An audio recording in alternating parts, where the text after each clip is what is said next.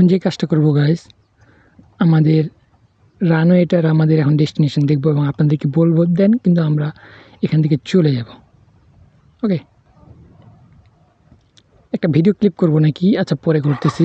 এখানে আমাদের ট্রিপ কিন্তু অলরেডি 0 করে দিয়েছি আমি তো, এবং আপনাদেরকে বলবো যে ট্রিপটা কীরকম। সামনে কিন্তু আমাদের শেষ কিন্তু বাউন্ডারি। ওকে, তো আমরা যেহেতু চলে আসছি আমাদের ডেস্টিনেশনে একবার এন্ডে, সেক্ষেত্রে কিন্তু আমরা দেখতেই পাচ্ছি যে আমাদের কীরকম পরিমাণের বিমানবন্দরের অবস্থা রয়েছে বা অবস্থান রয়েছে। এটা কিন্তু আমরা খুব সুন্দরভাবেই দেখতে পাচ্ছি। অ্যান্ড লেটস গো, আমরা এখন সিম্পলি যাব এবং যাই সোজাভাবে ডেস্টিনেশনটা দেখব, এবং ওখানে আমরা এটিসির কন্ট্রোল রুম, মানে বিমানবন্দর যেখানে কন্ট্রোল করা হয়, ওই রুমটাও এখন আপনাদেরকে দেখানোর ট্রাই করব। অ্যান্ড সামনে থেকে দেন আমরা একটু করে আমরা কিন্তু আবার আমাদের বাচ্চার ডেস্টিনেশনে চলে যাব। এবং এটার মধ্যে কতটুকু পার্ট থাকবে না থাকবে এটা কিন্তু ডিসিশন আমি করবো বাসে যাই। যতটুকু ভালো লাগবে সেক্ষেত্রে আপনারা অতটুকুই দেখবেন।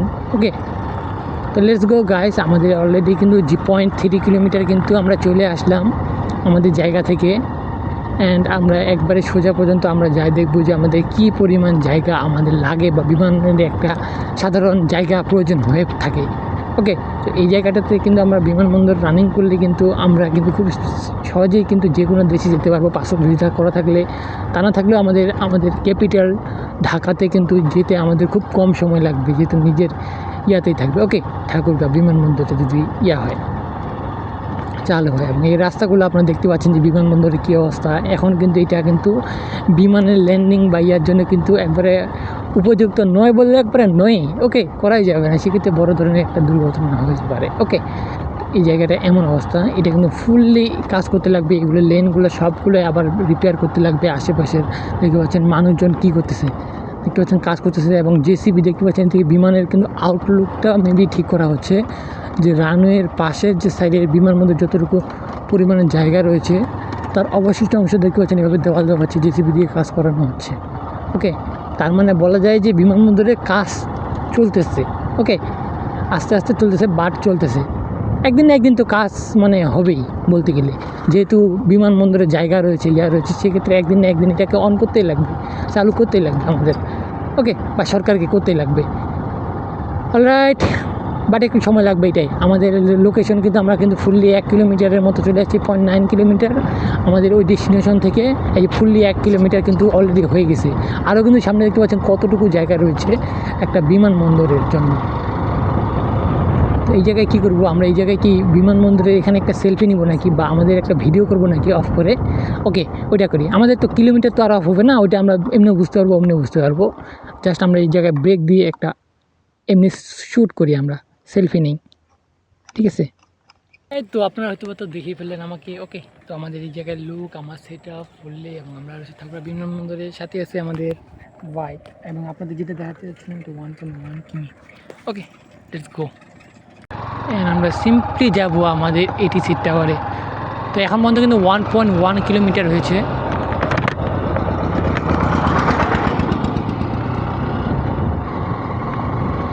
তো আমাদের ডেস্টিনেশন কিন্তু এখন পর্যন্ত কিন্তু 1.1 কিলোমিটার, 1.2 কিলোমিটার। এবং আমরা একটা আইডিয়া পেয়ে যাব যে আমাদের একটা রানওয়ের কী পরিমাণ ডেস্টিনেশন হয়ে থাকে, ল্যান্ডিং এবং টেক অফের জন্য কত কিলোমিটার পর্যন্ত প্রয়োজন হয়ে থাকে। ওকে, তো এই জিনিসটা কিন্তু আমরা কিন্তু বুঝে যাচ্ছি যে মিনিমাম আপনাদের 1.5 কিলোমিটারের মতো কিন্তু লাগে, বা 2 কিলোমিটারের মতো কিন্তু লাগে একটা রানওয়ের। 1 কিলোমিটারের মধ্যেই হয়ে যায় মেবি 800 ফিট, আমি জানা মতে। দেখতে পাচ্ছেন, তাও আমাদের কিন্তু এখান থেকে ফুললি 1.5 কিলোমিটার। এবং ওইদিকে কিন্তু সামনে আরেকটু আছে অংশ, যেটা কিন্তু আমাদের বিমানবন্দরেরই অংশ। আর এইদিকে হচ্ছে আমাদের বিমানবন্দরগুলো যেগুলো হোল্ড করে সাইডে, এই অংশগুলো। আর এই যে সামনে আমাদের কিন্তু ঠাকুরা বিমানবন্দরের এটিসি যাকে বলা হয় আমাদের। তো লেটস গো, আমরা কিন্তু দেখতে পেলাম 1.6 কিলোমিটারের মতো বা 1.5 কিলোমিটারের মধ্যে কিন্তু আমাদের ঠাকুরগাঁও বিমানবন্দরের মানে ল্যান্ডিং যে জায়গাটা রয়েছে, এটা কিন্তু রয়েছে। এবং আমরা যাচ্ছি কিন্তু এটিসির পাশে।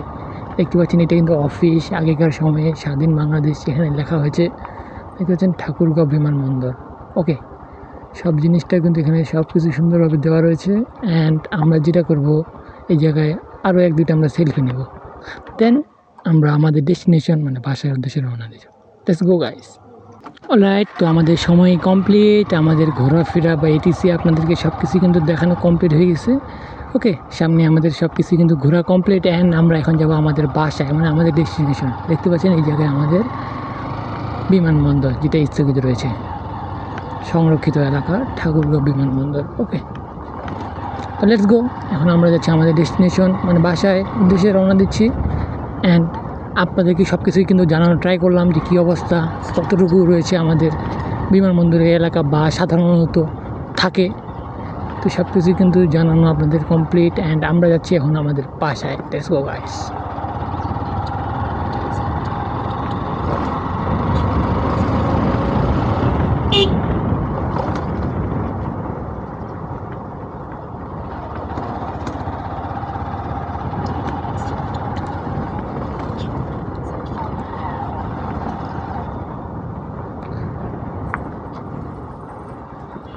দেখতে পাচ্ছেন এই সাইড থেকে আপনারা খুব ইজিলি কিন্তু আপনারা প্রবেশ করে ফেলতে পারবেন আপনাদের হাইওয়ের মধ্য দিয়ে আপনাদের নির্দিষ্ট ডেস্টিনেশনে। এবং অবশ্যই একটি জিনিস মাথায় রাখবেন, আপনারা যদি কখনো ট্রাভেল করেন লংয়ে, সেক্ষেত্রে অবশ্যই মাস্ট হেলমেট কিন্তু পরবেনই। হেলমেট কিন্তু আপনাদের জন্য অনেক জরুরি। সেটা শুধু পুলিশ সার্জেন্ট বা ওরা রুল করে বা করতে বলছে ফাইন করে এই জন্য শুধুমাত্র নয়, আপনারা বাই চান্স যদি আপনারা কোনো একটা দুর্ঘটনার সম্মুখীন হন বা আপনারা যদি পড়ে যান বাইক থেকে কোথাও, সেক্ষেত্রে কিন্তু আপনাদের ফার্স্টেই প্রায়োরিটি কিন্তু আপনাদের মাথাটা কিন্তু সেভ করা। আর আপনাদের হাত পা যদি নাও থাকে সেক্ষেত্রেও কিন্তু আপনারা সারভাইভ করতে পারবেন এবং অনেক মানুষ কিন্তু সারভাইভ করে। বাট মাথার মধ্যে কোনো কিছু প্রবলেম হলে বা কোনো কিছু হলে এটা কিন্তু টিকে থাকাটা কিন্তু অনেক মুশকিল। ওকে, সেক্ষেত্রে ফার্স্ট প্রায়োরিটি কিন্তু হেলমেট দিবেনই। যতটুকুই আমাদের হেলমেটটা সেফটি দিক না কেন, হেলমেট কিন্তু প্রয়োজন। ওকে, মাথায় যেন কোনো প্রকার অতিরিক্ত আঘাত না লাগে। অলরাইট, তো বুঝতে পেরেছেন মেবি। অ্যান্ড আমাদের ডেস্টিনেশন কিন্তু কভার করা কমপ্লিট, আমাদের ট্রাভেলও করা কিন্তু complete, all over complete.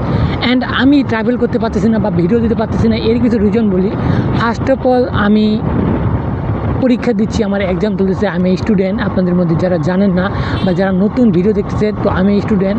And তারপরের বিষয় হচ্ছে কিছুদিন যাবৎ অসুস্থ থাকার কারণে আবার এক্সামের কারণে অনেক প্যারায় রয়েছে। মানে এই মাসটা এরকমভাবেই যাবে, সামনের মাসে আপনার 10 তারিখের মতো করে এক্সাম রয়েছে আর কি, এগুলোর প্যারাতে থাকবে এক্সামের। দেন কিন্তু আবার ব্যাক করবো। আর শুধুমাত্র আমার একটা চ্যানেল না যে আমি আপনাদেরকে শুধু একটা চ্যানেলের বা একরকম ভিডিও মেক করলে আমার হয়, সেক্ষেত্রে আমার চ্যানেল কিন্তু অনেকগুলো রয়েছে। সেক্ষেত্রে আমার সবগুলো চ্যানেলেই কাজ করতে হয় এবং সব ধরনের চ্যানেলের কিন্তু কন্টেন্ট মেক করতে হয়। তো সেই জন্য কিন্তু আমার একটু সময় দিতে লাগবে আমাকে। সেক্ষেত্রে আমি আবার ব্যাক করতেছি এবং ফুললিভাবে ব্যাক করবো এবার, এবং একটা টাইম শিডিউলও মেক করার ট্রাই করতেছি। মানে অলরেডি মেক করছি বাট ফুললিভাবে মেক করতেছি। অলরেডি গাইস, তো আমরা চলে আসলাম কিন্তু আমাদের সেই কাঙ্ক্ষিত রোডে। ওকে, যেখানে আমাদের মেন যে রোড হাটটা রয়েছে বা বাজারটা রয়েছে, এটা হচ্ছে রোড বাজার। এবং ডান সাইডে কিন্তু আমাদের স্টেশন রয়েছে ঠাকুরগাঁয়ের রেল স্টেশন। এটা কিন্তু দেখতে পাচ্ছেন ওই যে সামনে রয়েছে রেল স্টেশন। অ্যান্ড আমরা এখন যাব আমাদের ডেস্টিনেশন মানে ঠাকুরগাঁও মেন সদরে চৌরাস্তায়, যেখানে আমাদের বাসা। ওকে, লেটস গো গাইস। এবং একটা নিয়ে আমরা কিন্তু চলে যেতে পারবো এই জায়গা থেকে ওই জায়গায়। আপনারা জাস্ট ক্লিয়ারলি দেখবেন বিষয়টা। ওকে,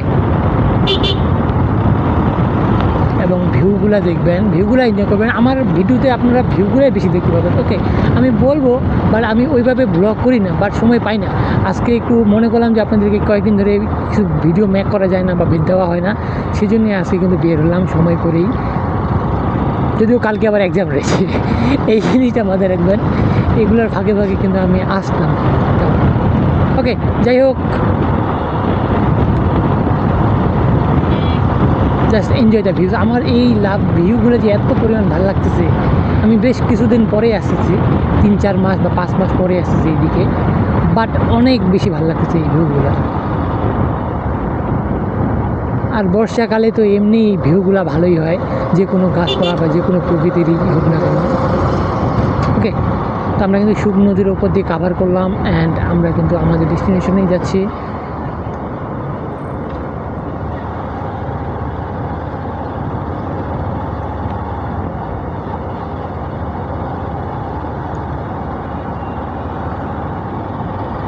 লেটস গো গাইস।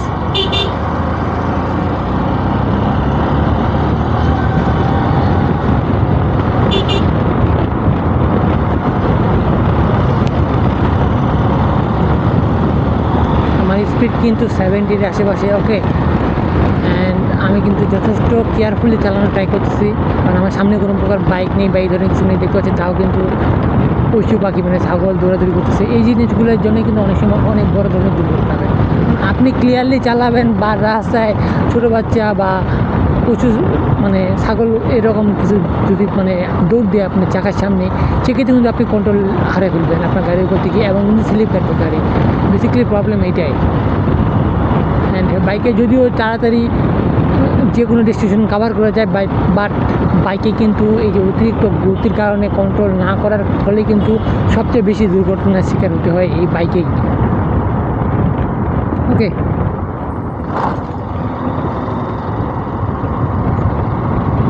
আমরা চলে আসছি অলরেডি ধুলামারির এইদিকে, অ্যান্ড আমরা এখন সিম্পলি যাচ্ছি আমাদের চৌরাস্তা, যেটা আমি বললাম আমাদের ডেস্টিনেশন থেকে অনেক কাছেই, আর 3.8 কিলোমিটার্সের মতো। দেন কিন্তু আমাদের ডেস্টিনেশনে কিন্তু আমরা পৌঁছে যাবো। 3.8 কিলোমিটার কিন্তু বলতে কিন্তু 4 থেকে 4.5 মিনিট লাগবে যদি আমরা মানে স্পিডে যাই। আর আস্তে করে গেলে বা হার্টে গেলে আপনি কিন্তু 3.8 কিলোমিটারটাই কিন্তু অনেক। ওকে, আমাদের বাসা কিন্তু 3.8 কিলোমিটারে, আমাদের কিন্তু আরও কাছেই। ওকে, চৌরাস্তা যেটা রয়েছে আমি বললাম আপনাদেরকে মেন ঠাকুরগাঁও শহরের, এটা কিন্তু একটা বাজার এবং এটা বড় বাজার। এই বাজারটার নাম কিন্তু আরও, হ্যাঁ, এটা কিন্তু অনেক বড় বাজার, অনেক রকম মানে সবজির বাজার বলতে পারেন। বেসিক্যালি এটা কিন্তু ফুললি একটা সবজিরই বাজার। এখানে আপনি সব ধরনের সবজিগুলো পেয়ে যাবেন, এবং এটা কিন্তু ডেট রয়েছে যে এই বারে হয়। ডেটটা যদিও আমার মনে নেই কী কী বারে হয় এই বাজারটা।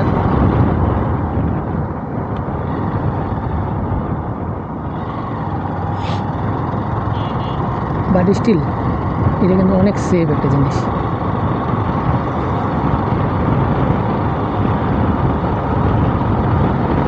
সামনে কিন্তু আমাদের ব্রিজ, টাঙ্গন নদী যেটাকে আমরা বলি সাধারণত, ওই ব্রিজটা রয়েছে।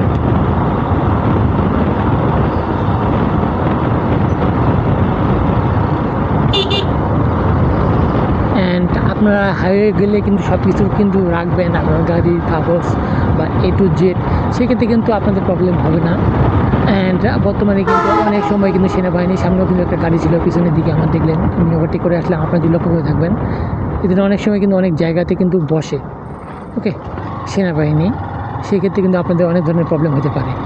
ওকে, তো ভিডিওটা এখান পর্যন্ত শেষ করতেছি। আমি ওইদিকে আর না যাই, হ্যাঁ, ওইদিকে আমার যেহেতু আজকে আমি এখন কাগজ আনি নাই, বেসিক্যালি প্রবলেম আমার কাগজে নেই, গাড়ির সব কিছু আছে, আমার ড্রাইভিং লাইসেন্সটা করা হয়নি, এতটুকুই। অলরাইট, তো ভালো থাকবেন, সুস্থ থাকবেন। তো আমি এই সাইড দিয়ে চলে যাব। তো ব্লগটা আজকের মতো এখানে শেষ করতেছি। আল্লাহ হাফেজ, টাটা।